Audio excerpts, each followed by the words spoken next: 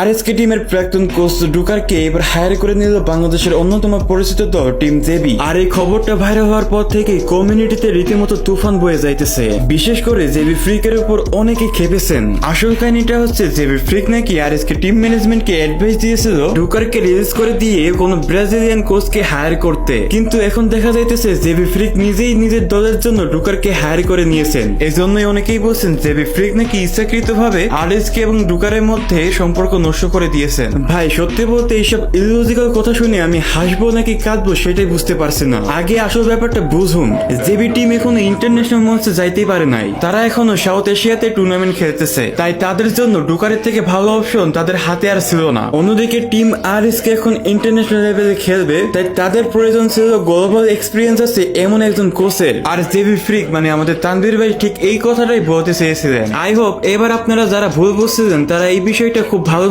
বুঝতে পারছেন। ভিডিওর এই পর্যায়ে আমি আপনাদের সাথে পরিচয় করিয়ে দিতে চাই এলএপি স্পোর্টস এর সাথে, কারণ তারা নিয়মিত চ্যাম্পিয়ন রাশের পাশাপাশি তাদের আন্ডারে ভালো পারফর্ম করা স্কোয়াড গুলোকে নিয়ে ফ্রি লাইভ টুর্নামেন্ট অ্যারেঞ্জ করে থাকে। আমি এলএপি স্পোর্টস এর ওনারের আইডি মেনশন করে দিতেছি, আপনারা তার সাথে কথা বলে খুব ইজিলি এই ধরনের টুর্নামেন্টে জয়েন করতে পারবেন।